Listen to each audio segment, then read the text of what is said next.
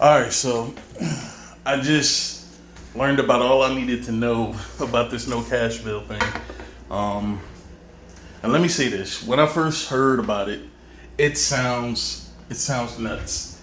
It sounds like the government has pretty much incited statewide violence. They're encouraging it. It sounds like it. But another thing that I've learned, I'm from New Jersey. All right, and New Jersey, since I was a little kid, has been considered one of the more deadly states. I guess because of the amount of people we have versus how murders and violent crimes and shit like that. One of the most dangerous states in the world, or in the United States. Sorry. Um, so I've always considered New Jersey to be a wild place. Not Chicago wild. Chicago from what I'm seeing, man. They're. I mean, it's a jungle there, man. It's crazy. But this no cash bill thing, I was wary of it. But then I found out New Jersey has had a no cash bill thing in place since 2014, which I didn't know. I didn't know anything about that.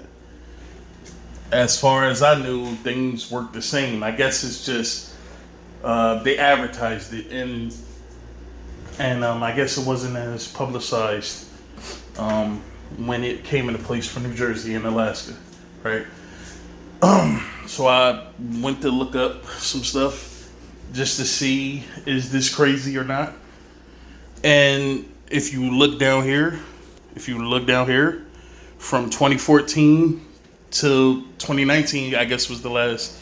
Was I guess I don't know if this. I don't know. I don't know if there's a more updated version of this, but so far, for 5 years, crime has decreased. Rape is up, which is still bad. It's horrible, but every other crime has decreased over a 5 year period from 2014 to 2019,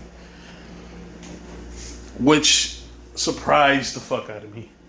I mean, surprised the shit out of me. I didn't even understand like how the fuck if you take away uh, the way the bail system works. They just take it away, strip it the fuck away. Where people would have to pay to get out of prison, or out of jail, whatever. So I thought that in my mind, the way they're shaping it. I don't even know if it's shaped the same way as New Jersey is shaped. But they're talking about, up to 48 hours you'll have before they actually respond to anything, which is crazy as fuck. Because the way the guy was explaining it, he made it sound like, like as a matter of fact, this is the way it is. Almost like he was punishing the regular citizens who work jobs, who support a family, who's not out committing crimes and all types of bullshit like that. It's almost like he was punishing them, like, hey, this is the way it's gonna be now. Which the tone was kind of weird, but I mean, if you look at the fucking numbers across the board, it's going down. It's going down, and this is 2019. I'm gonna look up some more updated numbers from 2020, 2021, 2022, just to see how they stack up for those 2 or 3 years. But so far, man, I mean, it might not be crazy, man. It might not be crazy. The top one is the number of violent crimes, the number of crimes, period, versus how many people is in the state at that time. So this goes all the way back to 1960, and the number doesn't change. It's not like it's less people. The number stays consistently at around 8.8. It doesn't dip below. It doesn't dip below 8.7, and it doesn't go into the nines. It stays in that range, and I can see if the number of the population number decreased significantly, like go from 8.9 to 8.5 to 8.0 to 7 point something to, I can see if the numbers were dipping like that. But as you can see, I mean, it's staying pretty consistent. It might be a few thousand removed, but It's pretty consistent. And then the number down here is the rate.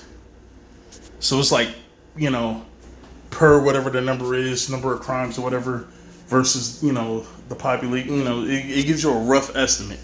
You know, like for basketball fans, it's like advanced metrics or whatever. So, I mean, it might work, man. I don't know. It's crazy. It's wild, especially a place like Cleveland that's already considered hyper dangerous, like unbelievably dangerous. But who knows, man? It might actually work. But I've never been a stats guy. All right, I'm still not a stats guy. But I know some people, they like empirical data to help them come to terms with some stuff. And this right here is telling people, you know, maybe this might work. Maybe crime. It's almost like if you have a teenage kid, if you tell them no, they're more likely to do what it is you don't want them to do, versus you giving them the option to do what it is they want to do. They're less inclined to want to do it. It's weird. it's crazy. It's weird behavior, but those kind of tactics, it doesn't work every time, but it has shown to have some validity over time. You know, in certain cases. But yeah, man, that's it. That's all I had to say.